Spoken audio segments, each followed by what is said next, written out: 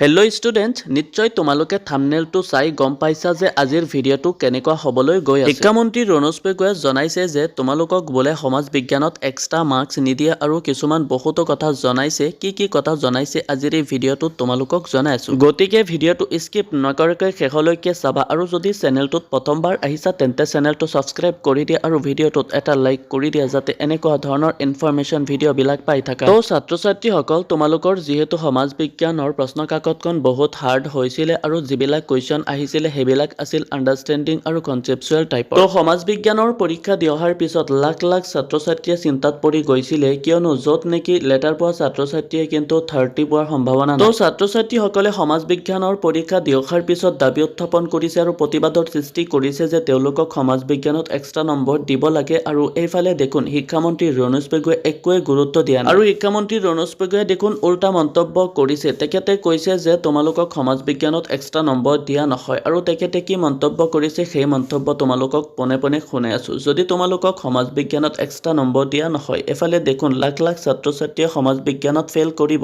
যদি এইবাৰ তোমালোকক সমাজ বিজ্ঞানত এক্সট্ৰা নম্বৰ দিয়া নহয়, তেন্তে এইবাৰ দেখোন লাখ লাখ ছাত্ৰ-ছাত্ৰীৰ সমাজ বিজ্ঞানত ফেইল কৰাৰ পূৰ্ণ সম্ভাৱনা আছে। কিয়নো এইবাৰ সমাজ বিজ্ঞানত যিবিলাক কুৱেশ্যন দিছে সেইবিলাক কিন্তু কিতাপৰ পৰা ডিৰেক্টলি দিয়া হোৱা নাই, ভিতৰৰ পৰা দিলেওতো ভাল হ'লহেঁতেন। কিন্তু যিবিলাক কুৱেশ্যন দিছে সেইবিলাক আণ্ডাৰষ্টেণ্ডিং আৰু কনচেপচুৱেল টাইপৰ, কিতাপৰ ভিতৰৰ পৰা বনাই দিয়া হোৱা। যিসকল ছাত্ৰ-ছাত্ৰীয়ে নেকি বাকী কেইটা ছাবজেক্টত 80+, 90+ পোৱাৰ সম্ভাৱনা, সেইসকল ছাত্ৰ-ছাত্ৰীয়ে 30তকৈ বেছি লিখিব পৰা নাই দেখোন। তো বাকী ছাত্ৰ-ছাত্ৰীসকলৰ কি অৱস্থা হ'ব? তো এতিয়া বলা তোমালোকক শিক্ষামন্ত্ৰী ৰণোজ পেগুৰ মন্তব্যষাৰ শুনাই আছোঁ।